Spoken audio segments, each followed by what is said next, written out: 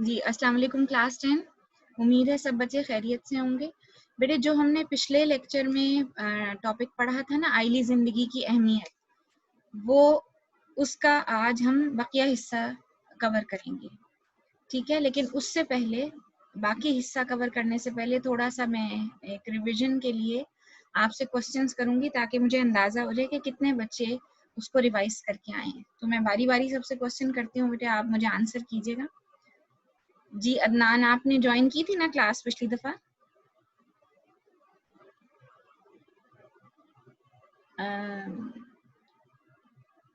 حبیب اللہ میرا خیال ہے. بیٹے اپنے ایکچوئل نیم سے انٹر ہوں.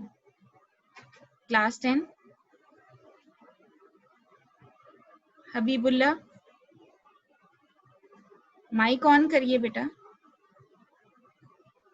یونس مائک آن کریں بیٹا اپنا.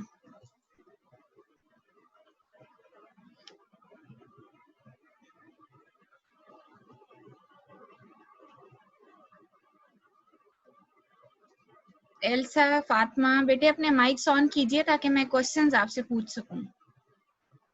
اس طرح ٹائم ویسٹ ہوگا بہت زیادہ. جی ہم نے آئلی زندگی کی اہمیت پڑھا تھا پچھلے لیسن میں، تو مجھے آپ لوگوں نے، میں کوسچنز کروں گی، آپ نے مجھے اس کے آنسر کرنے ہیں باری باری. فاطمہ مجھے بتائیے آئل کا کیا مطلب ہے؟ آئل کا عربی زبان میں آئل کس کو کہتے ہیں؟ فاطمہ آنسر کیجئے بیٹا.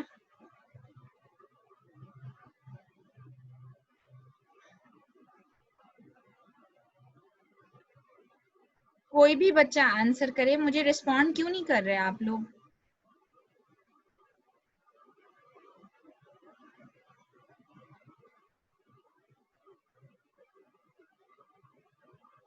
بہت بری بات ہے. اس طرح مجھے کوئی کلاس کی کوئی انٹریکشن نہیں پتا چلے گی کہ آپ میری بات کو سمجھ رہے ہیں کہ نہیں سمجھ رہے. جی حبیب اللہ مائک آن کیجئے بیٹا اپنا. جی مجھے بتائیے آئل کا کیا مطلب ہے، یا آئلی زندگی سے کیا مراد ہے؟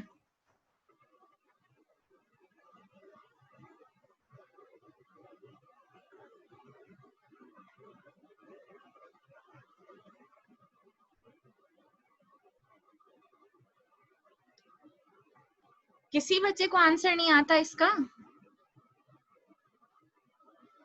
پھر میں کیسے اگلی ریڈنگ میں کیسے کرواؤں گی آپ سے؟ جی فاطمہ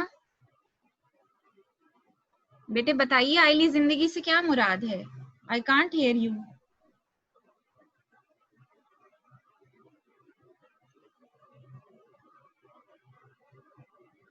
بولیے بیٹا. چلے میں ریڈنگ کرتی ہوں سٹارٹ، بہت ٹائم ہمارا ویسٹ ہو گیا اس طرح. آئلی زندگی کی اہمیت کا جو اگلا حصہ ہے وہ زوجین کے ایک دوسرے پر حقوق ہیں. اللہ تعالیٰ نے قرآن پاک میں ارشاد فرمایا ہے زوجین کے باہمی تعلق کے بارے میں. ارشاد باری تعالیٰ ہے وہی اللہ ہے جس نے تمہیں ایک جان سے پیدا کیا اور اسی سے اس کا جوڑا بنایا تاکہ وہ اس سے سکون حاصل کرے. یہ مقصد ہے اللہ تعالیٰ کا زوجین کو بنانے کا، ایک دوسرے کے لیے زوج بنانے کا. ٹھیک ہے، پھر آگے پڑھتے ہیں. سکون حاصل کرے کا مطلب اللہ تعالیٰ نے سکون اور اطمینان ایک دوسرے کے ساتھ میں رکھا ہے. جس کا اللہ تعالیٰ نے جس کے ساتھ جوڑا بنایا ہے اس کے ساتھ ہی اس کا سکون بھی اتار دیا ہے.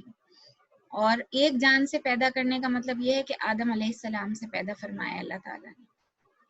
ٹھیک ہے، آگے چلتے ہیں. زوجین کے حقوق و فرائض، اصل میں مین ٹاپک ہمارا یہی ہے آج کا. زوجین میں سب سے پہلے بیوی کے حقوق ہیں. اسلام کی تعلیمات کے مطابق خاندان کی کفالت یعنی نان و نفقہ، کفالت یا نان نفقہ کہتے ہیں خرچ اٹھانا، مرد کی ذمہ داری ہے. اسے چاہیے کہ اپنی مالی حالت کے مطابق بیوی بچوں کے لیے اخراجات، لباس اور مکان کا بندوبست کرے.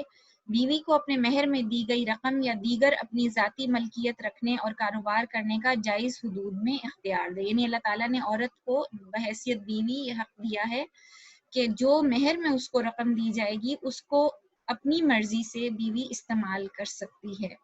لیکن یہ بات بیوی کو بھی مد نظر رکھنی چاہیے کہ وہ رقم وہ جائز چیزوں میں خرچ کرے، ناجائز نہ اڑائے۔ اختیار تو دیا اللہ تعالیٰ نے، لیکن ساتھ ہی ساتھ ہر انسان کو اس کی حدود بھی بتا دی ہیں۔ پھر آگے اللہ تعالیٰ نے فرمایا ہے کہ بیوی کے ساتھ اچھا سلوک کرے، یعنی یہ شریعت حکم دیتی ہے مرد کو یا شوہر کو کہ وہ بیوی کے ساتھ اچھا سلوک کرے، اس پر ظلم و زیادتی نہ کرے، اس معاملے میں اللہ سے ڈرے اور عدل و احسان کا رویہ اختیار کرے۔ عدل و احسان کا رویے کا مطلب یہ ہے کہ اگر کوئی غلطی ہو بھی جائے تو اس سے درگزر کر لے اور نظر انداز کر لے۔ وراثت کی حقوق شریعت کے مطابق ادا کرے۔ اللہ تعالیٰ نے فرمایا ہے نیک عورتیں فرما بردار اور شوہر کی عدم موجودگی میں اس کے گھر کی محافظ ہوتی ہیں۔ پھر ساتھ ہی وہ نیک عورتوں کی صفات بھی بتا دی اللہ پاک نے کہ وہ کیا ہوتی ہیں، شوہروں کا حکم ماننے والی اور ان کی غیر موجودگی میں ان کے گھر، ان کے مال کی حفاظت کرنے والی ہوتی ہیں۔ ٹھیک ہے، فرائض بھی بیان کر دیے اور فرائض کے ساتھ ساتھ یہ بھی فرما دیا کہ جو عورتیں ہیں ان کو کیا کرنا چاہیے۔ پھر آگے آپ صلی اللہ علیہ وآلہ وسلم نے فرمایا تم میں بہتر وہ ہے جو اپنے گھر والوں کے لیے بہتر ہو اور میں اپنے گھر والوں کے لیے سب سے بہتر ہوں۔ یعنی اللہ کے رسول نے بہترین ہونے کا معیار اپنے گھر والوں کے ساتھ حسن سلوک پر قائم کر دیا کہ جو اپنے گھر والوں کے ساتھ اچھا سلوک کرتا ہے وہ اللہ کی نظر میں بہت بہتر ہے۔ اور آپ صلی اللہ علیہ وآلہ وسلم نے اپنی مثال بھی دے کر فرمایا کہ میں اپنے گھر والوں کے لیے سب سے بہتر ہوں۔ اور حیرانی کی بات یہ ہے کہ آپ صلی اللہ علیہ وآلہ وسلم کی متعدد ازواج مطہرات تھیں اور آپ ان سب کے ساتھ برابری کا سلوک کرتے تھے۔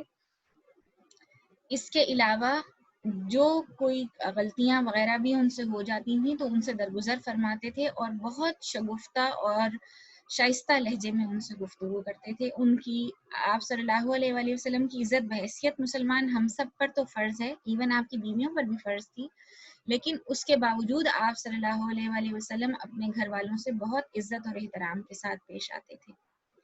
ٹھیک ہے، آگے پڑھتے ہیں۔ اگرچہ عورت پر اولاد کی کفالت کی ذمہ داری نہیں، تاہم پڑھی لکھی اور ہنرمند خواتین حیا اور پردے کا خیال رکھتے ہوئے ملازمت اور ہنرمندی کے دیگر کام کر کے روزی کما سکتی ہے۔ یعنی عورت پر اللہ تعالیٰ نے کمانے کی ذمہ داری ڈالی تو نہیں ہے، لیکن اگر کوئی ہنرمند عورت ہے، پڑھی لکھی ہے اور وہ اپنے حیا اور پردے کا خیال رکھتے ہوئے ملازمت کرنا چاہے یا کسی ایسی جگہ پر کام کرنا چاہے جہاں پر وہ اپنے علم کو یا فن کو کام میں لا سکتی ہے جو اللہ تعالیٰ کے بتائے ہوئے حکم کے مطابق ہے، اور کوئی مندی کا کام کر سکتی ہے، نہیں اس کو کوئی ہنر آتا ہے جیسے سینہ پرونا آتا ہے یا بہت اچھا کھانا بنانا جانتی ہے، وہ اس کو مطلب پروفیشنل لیول پہ کر سکتی ہے وہ کام، اس میں اللہ تعالیٰ نے اجازت دی ہے عورت کو۔ اور مرد کے لیے یہ بات رکھی ہے کہ مرد اس معاملے میں فراخ دلی اور وسیع نظری کا ثبوت دیتے ہوئے اگر چاہیں تو اپنی بیویوں کو اس کام کے کرنے کی اجازت دے سکتے ہیں۔ ٹھیک ہے جی، آگے چلتے ہیں۔ بیٹے آگے کوئی اور ریڈنگ کرنا چاہتا ہے تو پلیز کرے۔ حبیب اللہ آپ کرنا چاہتے ہیں تو کر لیں بیٹے ریڈنگ۔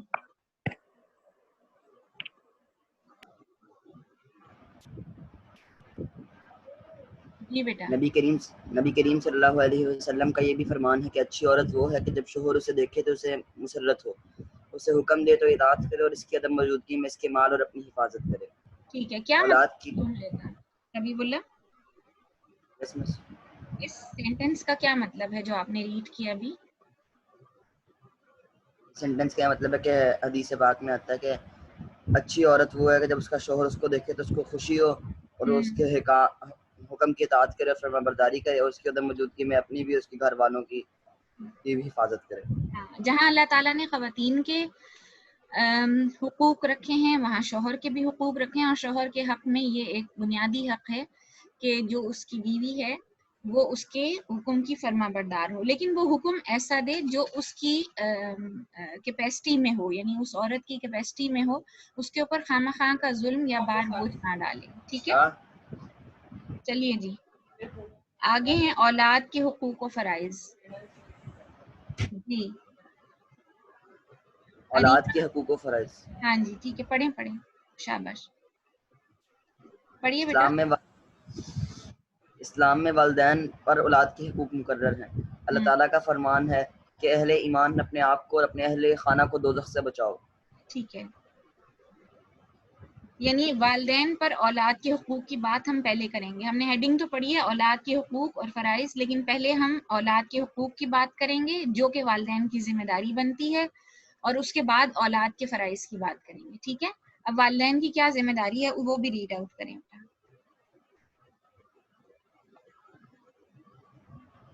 جی کون پڑھنا چاہتا ہے اب آگے؟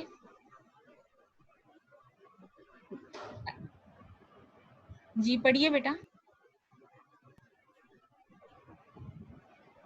ارینا آپ پڑھیں بیٹا.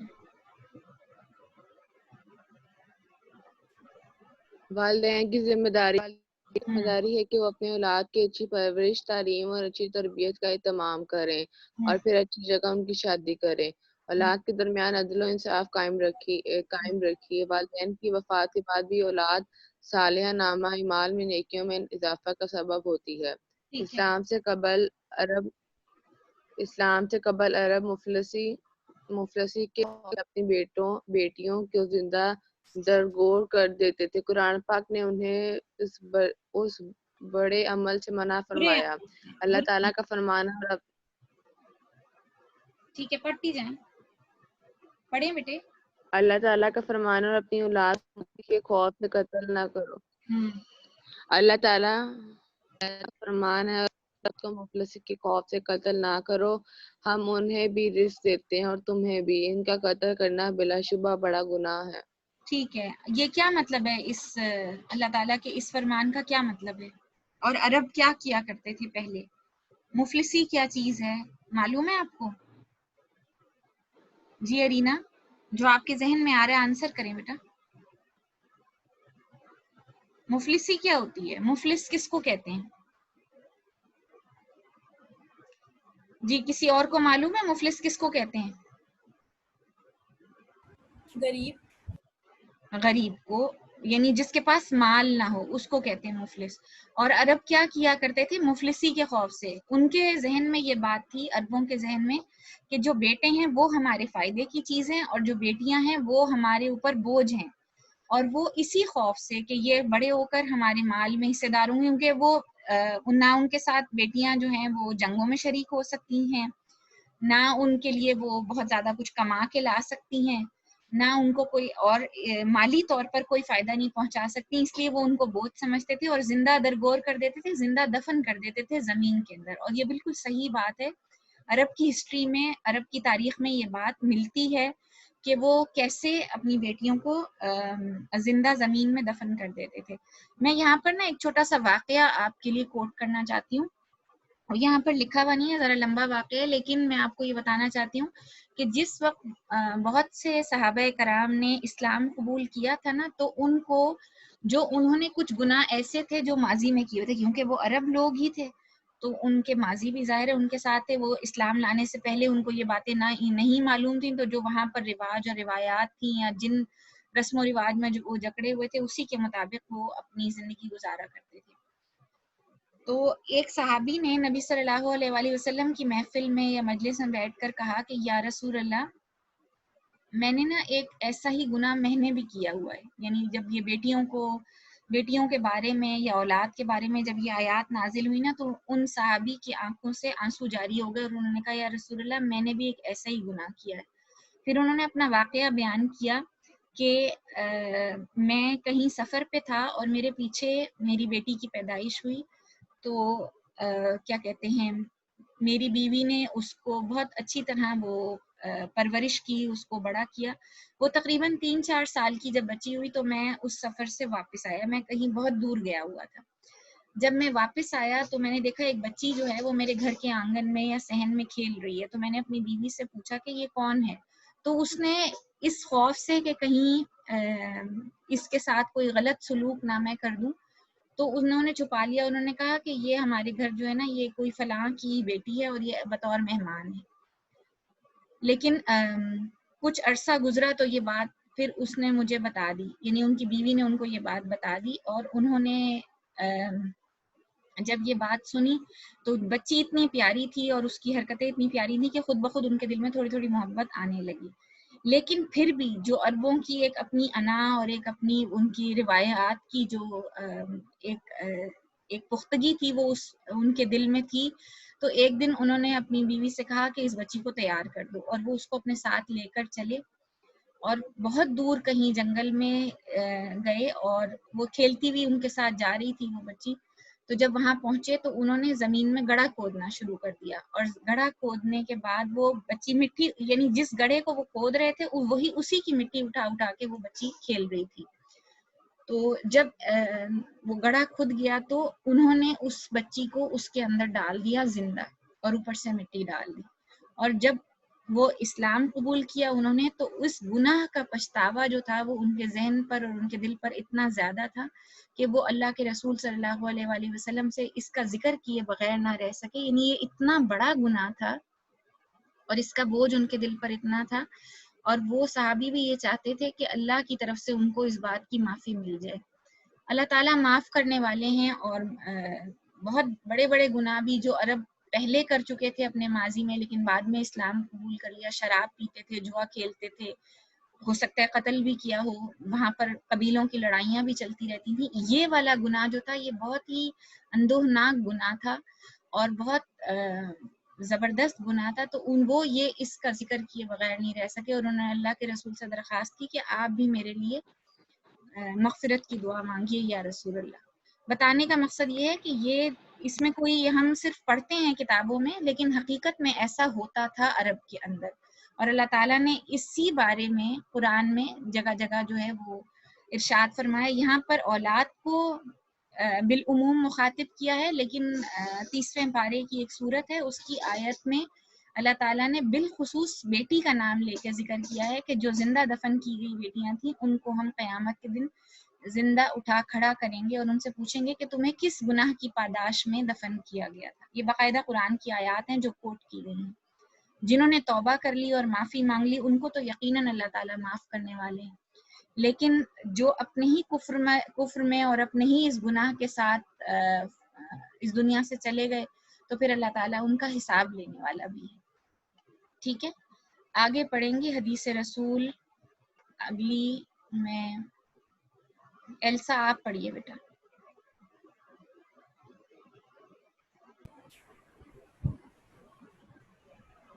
اونچی آواز سے پڑھیے گا ذرا. جی بیٹے. حدیث رسول. حضرت عبداللہ بن مسعود کہتے ہیں کہ آپ صلی اللہ علیہ وسلم سے کسی نے پوچھا کہ سب سے بڑا گناہ کیا ہے؟ آپ صلی اللہ علیہ وسلم نے فرمایا شرک. پھر کون سا؟ فرمایا والدین کی نافرمانی کرنا. عرض کیا اس کے بعد؟ فرمایا اپنی اولاد کو اس خوف سے قتل کرنا کہ بڑی ہو کر تیرے ساتھ شریک طعام ہوگی. کیا مطلب ہے شریک طعام ہوگی؟ کیا مطلب ہے بیٹا اس کا؟ معلوم ہے کسی کو تیرے ساتھ طعام؟ ہاں جی کھانے میں شریک ہوگی. ہاں جی، کھانے میں شریک ہوگی، یعنی وہ کھانا بھی کھائے گی. ظاہر ہے یہ تو ایک عمومی لفظ استعمال ہوا، یعنی ہر چیز میں شریک ہوگی. پہلا گناہ شرک جس کی کوئی معافی نہیں ہے. دوسرا گناہ والدین کی نافرمانی، جب تک والدین اولاد کو معاف نہیں کریں گے اولاد کی بخشش نہیں ہوگی. اور تیسرا گناہ یہ کہ وہ اپنی اولاد کو اس خوف سے قتل کرنا کہ بڑی ہو کر تیرے ساتھ شریک کھانا ہوگی، شریک طعام ہوگی، اور بھی چیزوں میں شریک ہوگی. تو یہ 3 بڑے گناہ ہیں جن کی اللہ کے رسول صلی اللہ علیہ وآلہ وسلم نے وعید سنائی ہے اپنی اس حدیث میں. آگے چلتے ہیں.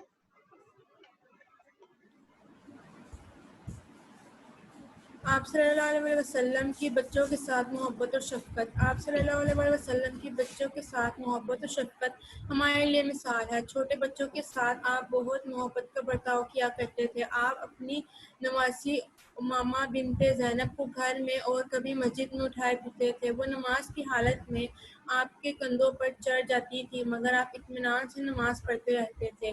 ایک مرتبہ آپ منبر پر خطبہ دے رہے تھے کہ آپ صلی اللہ علیہ وسلم نے دیکھا کہ حضرت حسن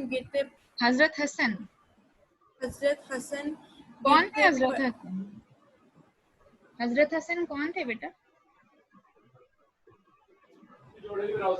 آپ صلی اللہ علیہ وسلم کے نواسے. اور بیٹے کس کے تھے؟ حضرت علی رضی اللہ عنہ. جی بالکل، حضرت فاطمہ اور حضرت علی کے بیٹے تھے حضرت حسن، وہ نبی صلی اللہ علیہ وآلہ وسلم کے نواسے تھے. جی پڑھیں آگے ایلسا. گرتے پڑتے تشریف لا رہے تھے. آپ صلی اللہ علیہ وسلم منبر سے نیچے ممبر تشریف لائے. ممبر کیا؟ منبر سے نیچے تشریف لائے اور حضرت حسن رضی اللہ عنہ کو گود میں اٹھا لیا اور بقیہ خطبہ اسی حالت میں مکمل فرمایا. ٹھیک ہے، آگے پڑھیے. آپ صلی اللہ علیہ وسلم کا فرمان ہے بچے تو اللہ کے باغ کے پھول ہیں. ٹھیک ہے. اولاد کے ساتھ عدل و انصاف. ہاں اولاد جی، کے ساتھ عدل و انصاف کا برتاؤ ہونا چاہیے. خاص طور پر لڑکوں کو لڑکیوں سے برتر نہیں سمجھنا چاہیے. اولاد میں فرق اور امتیاز کرنا ظلم ہے. آپ صلی اللہ علیہ وسلم نے ہمیشہ اولاد میں برابری و انصاف کے برتاؤ کی تاکید کی ہے. ٹھیک ہے. یہاں پر میں ایک چھوٹا سا واقعہ ایک اور آپ کے لیے کوٹ کر دیتی ہوں، آپ اپنے اون ورڈز میں لکھ سکتے ہیں کہ ایک مرتبہ ایک صحابی یا کہہ لیجیے یا ایک شخص کہہ لیجیے نبی صلی اللہ علیہ وآلہ وسلم کے پاس آئے اور انہوں نے ایک غلام جو تھا وہ اپنے ایک بڑے بیٹے کو دینے کا ارادہ کیا تھا. تو وہ یہ چاہتے تھے کہ نبی صلی اللہ علیہ وآلہ وسلم اس کی گواہی دے دیں کہ ہاں میں اپنے بچے کو یہ دے رہا ہوں. اس پر نبی صلی اللہ علیہ وآلہ وسلم نے پوچھا کیا تم نے اپنے باقی بچوں کو بھی اسی طرح دیا ہے؟ تو اس پر انہوں نے کہا نہیں، یہ صرف میں اپنے بڑے بیٹے کو دے رہا ہوں. تو آپ نے فرمایا کہ میں ناانصافی کے اس کام میں تمہارے ساتھ شریک نہیں ہو سکتا. کیا مطلب ہے اس بات کا؟ کہ ہمارا دین، ہمارا اللہ تعالیٰ کا حکم اور آپ صلی اللہ علیہ وآلہ وسلم کی تاکید یہ ہے کہ اپنی اولاد میں ہمیشہ برابری اور انصاف کا سلوک کرنا چاہیے.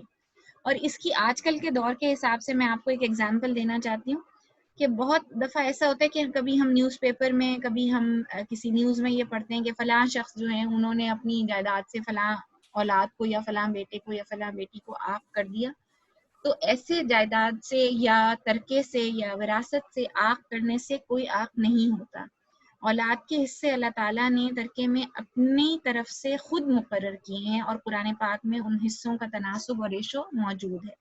تو کوئی شخص اپنی مرضی سے نہ اس میں تبدیلی کر سکتا ہے اور نہ کوئی ایسا سلوک کر سکتا ہے. ہاں اولاد نافرمان ہو سکتی ہے، کسی گناہ میں سرزد ہو سکتی ہے، تو اس کا فیصلہ جو ہے اس کے حق میں اگر کوئی ایسا جرم ہے اس کا یا کوئی ایسی بات ہے تو اس کا فیصلہ عدالت کرے گی یا قاضی وقت کرے گا. لیکن ماں باپ خود سے اس حق سے محروم نہیں کر سکتے اولاد کو جو کہ اولاد کے حقوق اللہ تعالیٰ نے مقرر کیے ہیں. ٹھیک ہے، میرا کہنے کا مقصد یہ نہیں کہ ماں باپ ناراض نہیں ہو سکتے، ظاہر ہے ناراضگی اپنی جگہ بجائے، لیکن وہ حقوق جو اللہ نے خود مقرر کیے ہیں ان حقوق سے اللہ تعالیٰ جو ہیں وہ کسی کو حکم نہیں دیتے کہ وہ کسی کا حق جو ہے وہ روکے یا کسی کے حق سے منع کرے جو حق اللہ نے خود مقرر کر دیا ہے. ٹھیک ہے، آگے پڑھیں. ہارون آپ.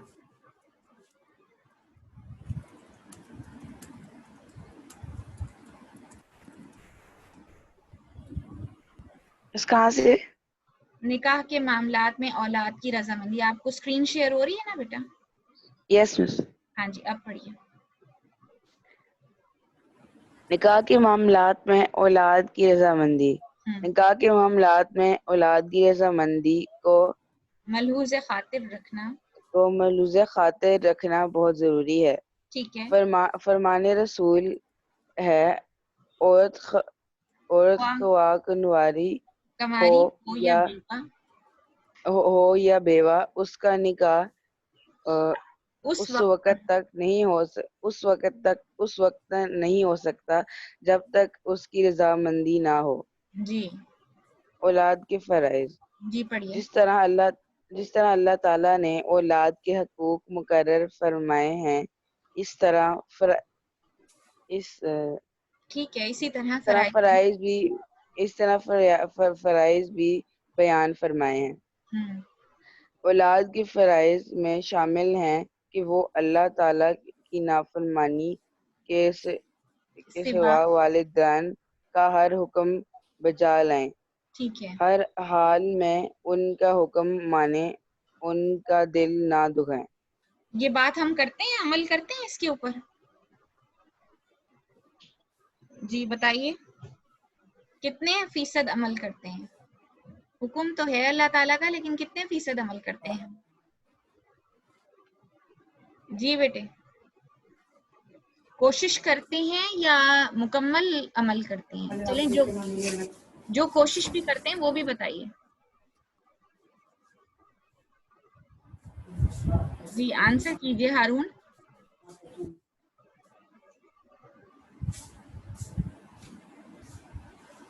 چلیے آگے پڑھیے. رحمت و شفقت کا سلوک.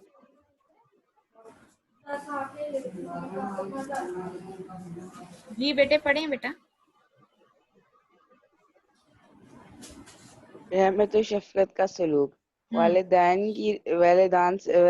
سے رحمت و محبت اور نرمی کا رویہ اختیار کریں. ان کی رائے کو اپنی رائے پر مقدم رکھیں. ٹھیک ہے. خاص طور پر جب والدین بڑھاپے میں پہنچ جائیں تو ان کے جذبات کا خیال رکھتے ہوئے ان سے نرمی اور محبت سے پیش آئیں. ٹھیک ہے. اپنی مصروفیات سے مناسب وقت ان کے لیے مختص کریں. ان کے لیے مختص کریں. کیا مطلب ہے اس بات کا؟ مختص کرنے کا کیا مطلب ہے؟ مختص کرنے کا مطلب ہے ہاں ان کو خاص ٹائم دیں. بالکل صحیح ہے، بالکل ٹھیک جواب دیا آپ نے. خاص ٹائم دیں یا وقت نکال کر ان کے اپنی ساری مصروفیات میں سب سے زیادہ وقت اپنے والدین کے لیے نکالیں، یہ مطلب ہے. ٹھیک ہے آگے پڑھیے بیٹا. ان کی بھرپور خدمت کریں اور ان کی وفات کے بعد ان کے لیے مغفرت کی دعا کریں. شاباش آگے پڑھیں. والدین کے حقوق کے بارے میں سورہ بنی اسرائیل میں ارشاد ہے ان دونوں کو اف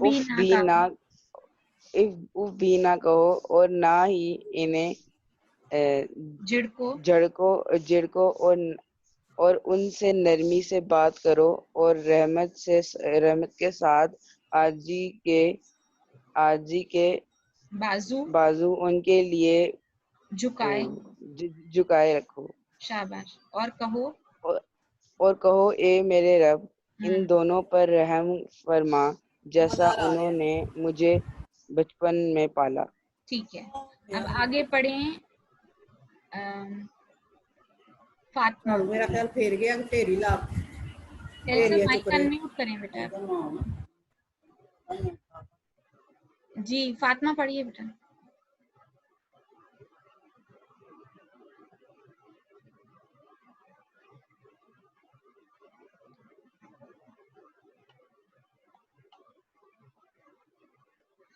یونس آپ پڑھیں بیٹا.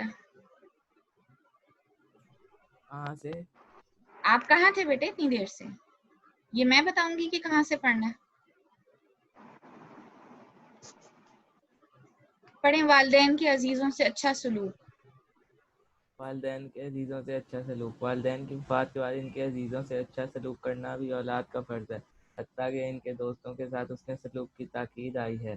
اولاد کے ترکے میں والدین کا حصہ. والدین کی زندگی میں اگر اولاد کا انتقال ہو جائے تو ان کا اپنی اولاد کے ترکے میں حصہ ہوگا جو شریعت کے مطابق ادا ہونا چاہیے. صدقہ جاریہ. نیک اولاد صدقہ جاریہ ہے. والدین نیک اولاد اپنے پیچھے چھوڑ کر جاتے ہیں اور جب نیک اولاد نیکیاں کرتی ہیں تو اس کا اجر والدین کی وفات کے بعد بھی ان کو ملتا رہتا ہے. اگر اولاد والدین کے حق دعائیں مغفرت کرتی ہیں تو اللہ تعالیٰ اس کو قبول کرتے ہیں. بالکل ٹھیک ہے. ہاں جی ہم نے یہ پورا لیسن پڑھ لیا آئلی زندگی کی اہمیت.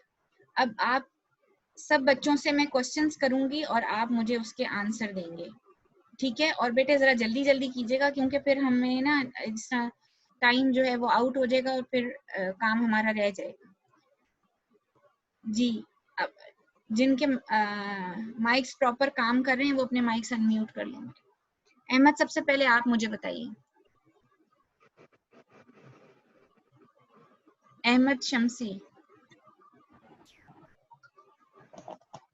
مائک انمیوٹ کریں احمد اپنا.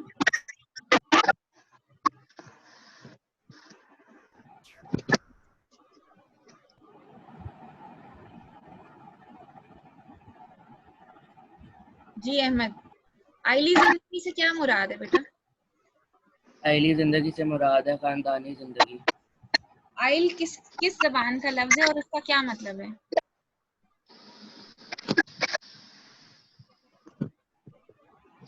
احمد آنسر کیجئے بیٹے. کیوں نہیں پتا بیٹا؟ آپ نے پڑھا نہیں تھا پچھلی کلاس میں؟ نہیں، میں چلا گیا تھا. کیوں چلے گئے تھے آپ؟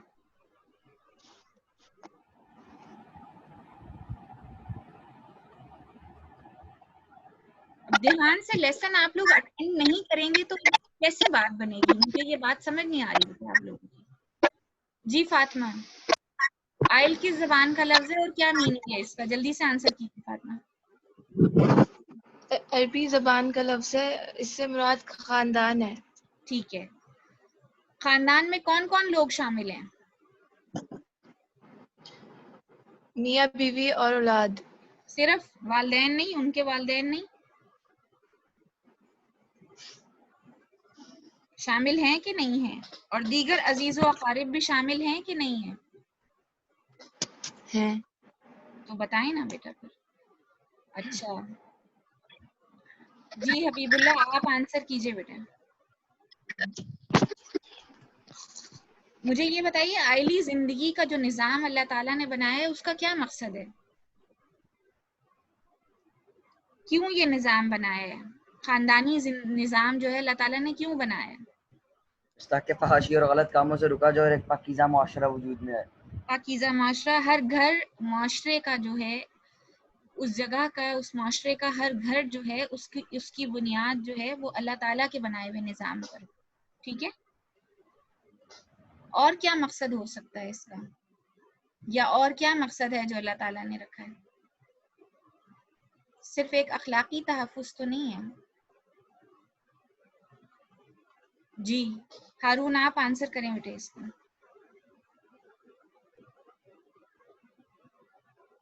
بیٹے گھبرائیں نہیں، بتائیں مجھے، جواب دیجئے جو بھی جواب آپ کو آتا ہے، جو بھی آپ کے ذہن میں ہے. جی بیٹے بتائیے. اس کا ایک اور مقصد یہ بھی ہے کہ احساس ذمہ داری بیدار کرنا. ٹھیک ہے، بالکل صحیح ہے. اور تاکہ جو انسان اللہ تعالیٰ نے دنیا میں بھیجے ہیں ان کے درمیان ایسا مضبوط نظام رائج ہو جس میں ایک دوسرے کے لیے شفقت ہو، محبت ہو، رحمت ہو، ایک دوسرے کا احساس ہو، اور وہ بے حسی کا شکار نہ ہو. وہ صرف مادی معاشرہ نہ ہو یا وہ انسان نما حیوانوں کا معاشرہ نہ ہو، بلکہ اس معاشرے میں انسان کی اقدار، ان کی عزت، ان کے اکرام کا تحفظ کریں ایک دوسرے کے لیے. ٹھیک ہے. یونس آج جو لیسن ہم نے پڑھا ہے نا اس سے متعلق آپ مجھے آنسر کریں گے. آپ مجھے بتائیے کہ شوہر کے کیا فرائض ہیں جو آج ہم نے پڑھا ہے؟ یونس جلدی کریں بیٹا، ٹائم شارٹ ہے. یونس آنسر کیجئے بیٹا. جی ایلسا آپ آنسر کیجئے.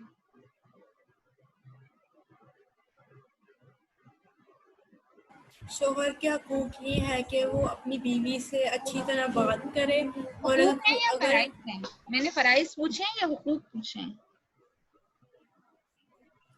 شوہر کے فرائض میں ہے یہ شامل، میں نے فرائض پوچھے ہیں بیٹا. جی آگے بتائیے کیا فرائض ہیں اور شوہر کے؟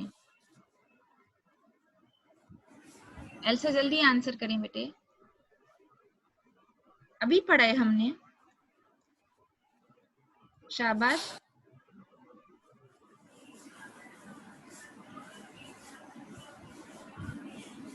جی بتائیں بیٹے ایلسا.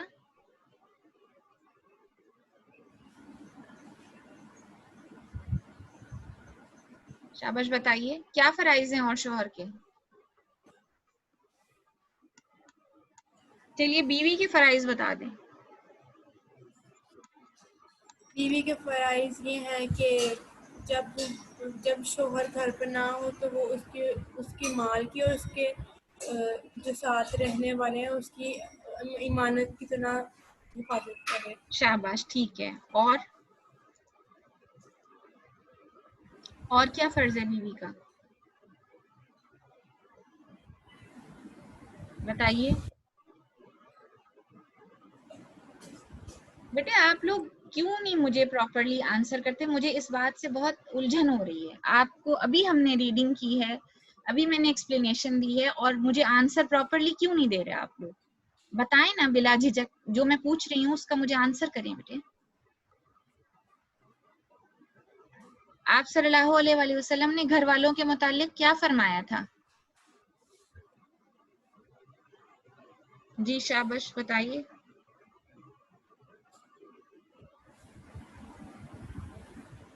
जी क्या बताया था अल्लाह के रसूल ने, तुम में बेहतर वो है जो अपने घर वालों के लिए बेहतर हो, और मैं अपने घर वालों के लिए सबसे बेहतर हूँ। यह हदीस बयान की थी नबी सल्लल्लाहु अलैहि वसल्लम ने। आप लोगों को समझ आती है ना जब मैं बोल रही होती हूँ तो मुझे यस और नो में आंसर करें सब बच्चे। Yes miss. तो बेटे प्रॉपर आंसर भी किया करें ना। मैं बार बार एक क्वेश्चन को रिपीट कर रही हूँ, और ये क्वेश्चन भी कोई इतने मुश्किल नहीं है, उर्दू में लिखा हुआ है, आपको समझ भी आ रही है, अंडरस्टैंड भी कर रहे हैं, लेकिन मुझे रिस्पॉन्ड भी करें ना। मुझे कैसे पता चलेगा कि आपको समझ आई है या नहीं। जी फातिमा, आगे क्वेश्चन मैं आपसे पूछ रही हूँ, आप मुझे आंसर कीजिए। औलाद के क्या हुकूक हैं वालिदैन पर।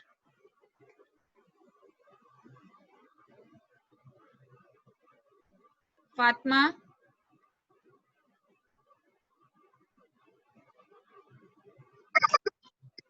कि वो अपने माँ बाप के साथ अदब से पेश आए, उन्हें उफ ना कहें और उनके आगे उनसे हाँ बिल्कुल ठीक है। चलें आप ये बताइए, फिर मैं आपको एक्सप्लेन करती हूँ कि आप क्या कह रही हैं। जी बताएं फातिमा।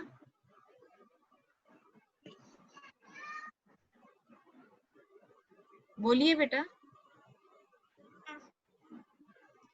या तो आपके कि वो माइक। अपने वालिदैन से जी बिल्कुल, बोलें बोलें अपने जल्दी। वालिदैन से बदतमीजी ना करे, और उनकी हर बात माने, उनका ख्याल रखे, जब वो बुढ़ापे में आ जाए तो उनकी बहुत इज्जत करें।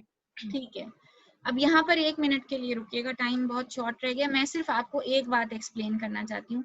जब आपने इसको दोबारा पढ़ना है, ठीक है, और ये मैं ग्रुप में शेयर भी कर दूंगी, नोट्स भेज भी दूंगी, और इसको पढ़ते वक्त इस बात का ध्यान रखिए कि आपके जहन में हुकूक और फराइज दोनों का कॉन्सेप्ट जो है वो क्लियर होना चाहिए।